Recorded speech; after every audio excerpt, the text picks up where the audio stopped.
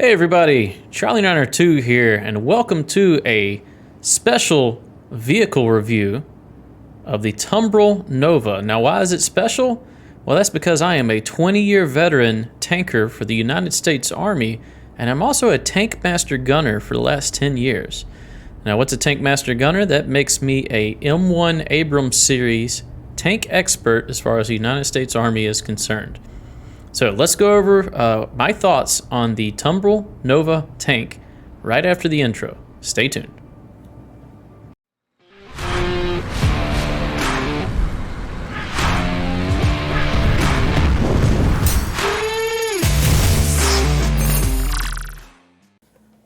Overview and roll. CIG's sales page says, Tumbril's new Nova is a classic battlefield warrior, reimagined for the modern age. This heavy tank offers a devastating combination of weaponry to eliminate threats on the ground and in the air. The role and focus of this vehicle is tank and ground combat. The size category is vehicle, and the dimensions are 17 meters in length, 7 meters in width, and 5.5 meters in height, with a total crew size of 3. That's 1 pilot, 1 co-pilot, and 1 gunner. Offense. The driver has no bespoke weapons, but can shoot the main gun in the absence of the gunner. The gunner himself controls 1 size 5 Slayer ballistic cannon on the turret. The Nova tank has 24 size 2 Ignite 2 missiles, those are IR strike, and the co-pilot controls dual size 2 CF227 Badger laser repeaters. Defense. The Nova tank has 3 size 0 pin civilian grade siege shields, has 3 size 0 Radix civilian grade C power plants, and 2 size 0 Froststar SL civilian grade C coolers. Armor is not yet in the game. Mobility. While the Nova tank can reach pretty fast speeds, it does handle like it's on ice and has a tendency to slide and easily roll over like many ground vehicles in Star Citizen. Be careful with this. Utility. The Nova tank carries 0 cargo, it does have weapon storage for personal weapons, and the vehicle is not modular. Hey everybody, Charlie902 here on Aberdeen, and I've got my C2 and my Nova tank I just offloaded here in the background.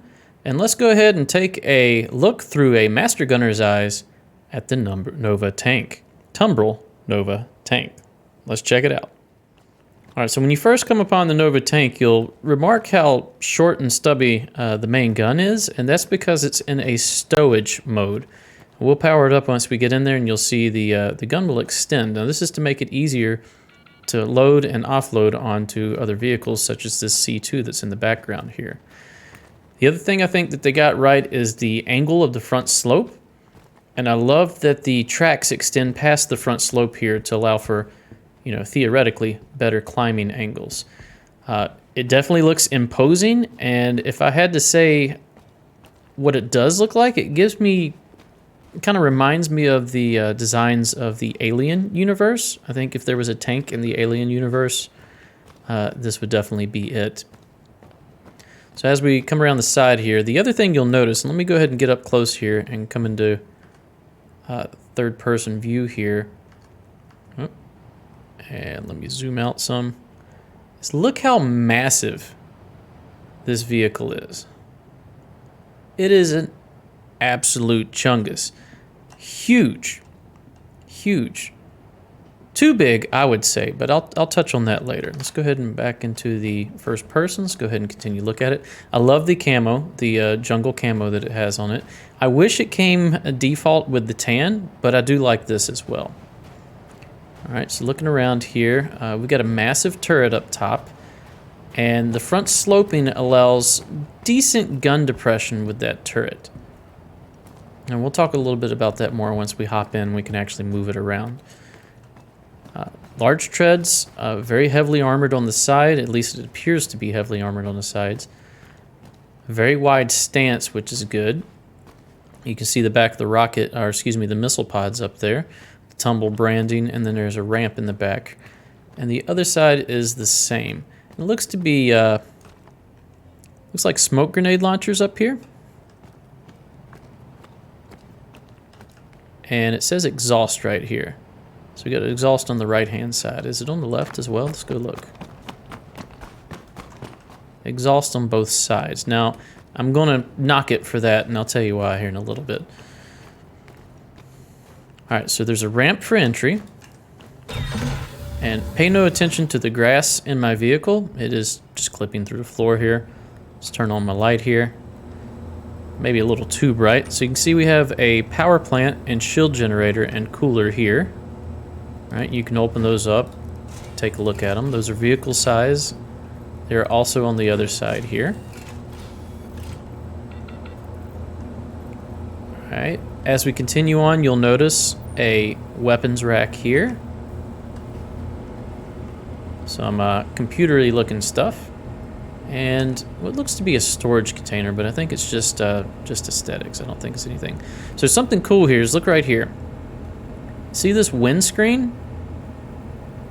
It's a digital windscreen. If we go back out front, if I can not kill myself by doing this, you'll see that that doesn't exist.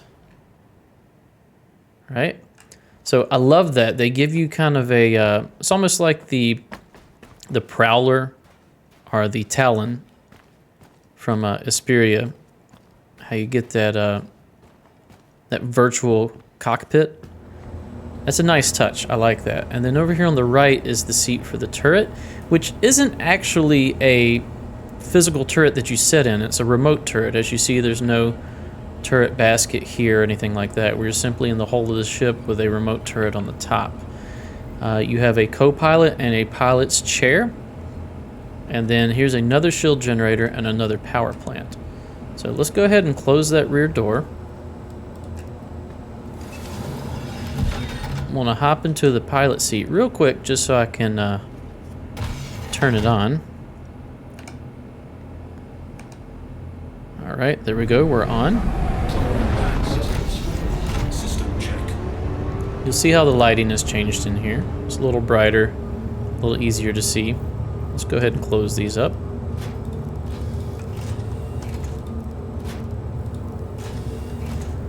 All right, and then let's hop in the gunner's seat here, I guess is the best way to call it. You see they have a binocular sight here, but you don't actually use it.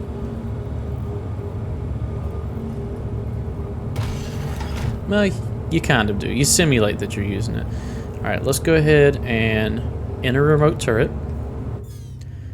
All right, and you'll see, let me go ahead and go to, there we go, the side view here.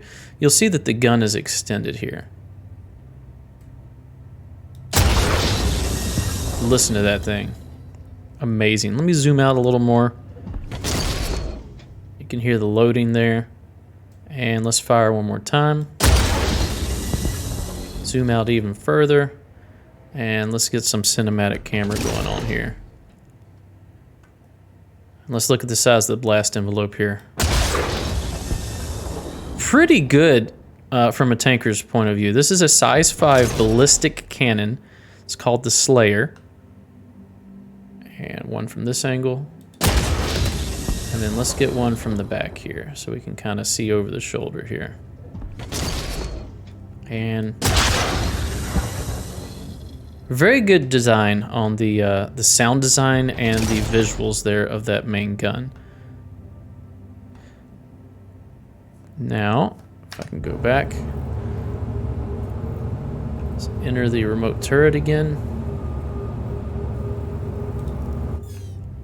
There we go. So now, your depression is not that good. It looks like the gun could depress a whole lot more. Let's see if it'll let us go into...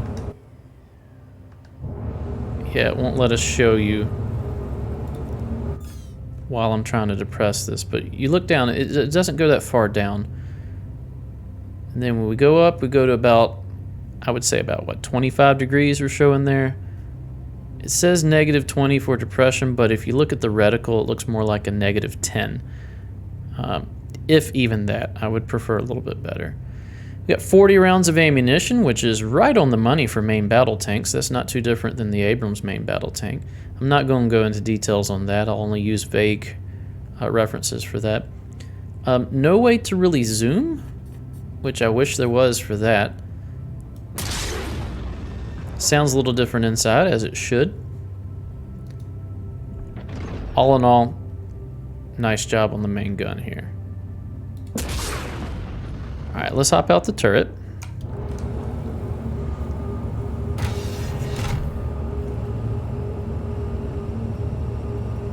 And then we can hop into, they call it the passenger seat. Got a couple of MFDs, but you also have a remote turret you can enter up here with these, well, dual-size 2 Badgers here. They've got great elevation for anti-air, and they can be used fairly well, fairly close to the tank for anti-infantry and ground support. Alright, and let's see if we can see from here. You can kind of see below my barrels down here the missile pods. And in your missiles, you get 24 size 2 missiles. So all in all, pretty good armament for this thing. And as you can see, you can fire quite a long time. Let's go ahead and exit out of this. And that's really it. There's not a whole lot to it. There's a little back area here, which, to be honest, should have a jump seat or 2 if they're going to have this area. But you do have weapon storage, and you've got room for 3 crew here. So with that being said, that's it for the walkthrough. Final thoughts. The cost of the Tumbril Nova tank is $120 US or 546,026 Alpha UEC for in-game purchase. What I like about the vehicle is, well, it's a tank. As a tanker myself, of course I'm going to like it. It's got a heavy-hitting main gun that does much more damage than a standard size 5 gun on the ship can do. It has good speed, and the driver's view is amazing for a tank. Armament is overall very good for ground combat, as well as surface-to-air missiles. What I dislike about it is the gun depression doesn't seem to be as good as it can be. The vehicle itself is way too big. It deserves to have better sights with magnification and thermals. And it rolls too easy and slides like it's driving on ice. This does not behave like a modern combat tank does in real life. What changes would I recommend? Well, once again, it's too big in my opinion. I think we can eliminate the internal space. I think it's kind of useless to have that internal space. And have the crew members just use separate hatches to enter just their seats, much like a single-seater fighter would. And that would allow CIG to shrink the overall silhouette and size of this vehicle, and just go ahead and throw those components on the very back of the vehicle where they shouldn't be shot at anyway. I think they need to make it feel a little more heavy and a little more dense and a little more deliberate in its driving feel. And I think for the gunner, at least, they need to add magnification and thermal sights for the gunner to acquire targets. These are just nitpicks. Understand that I am a tanker, so I'm going to be a little more harsh on tanks that I see in games than most people would. Overall, I think it does do the job of space tank very well, and it fits the aesthetic. These are just some minor changes that I would like to see. Would I recommend the Nova tank? Well, I'm a Tank Master gunner, so personally I love it, but that being said, like all land vehicles, you should buy it with in-game money like I did. The real-world US dollar cost is just too high for what you get. And for example, you could spend less than $120 and get a Freelancer or a Cutlass Black, both of which have much, much more capability and are about 2 to 3 times the in-game AUEC value for the money. So definitely a cool vehicle, and I'm glad that they added it to Star Citizen. It adds another dynamic to the combat, and as well as the multitude of things you can do. As you saw in my video, I used the C2 to haul it around, which I think would add a job for transportation for these vehicles as well.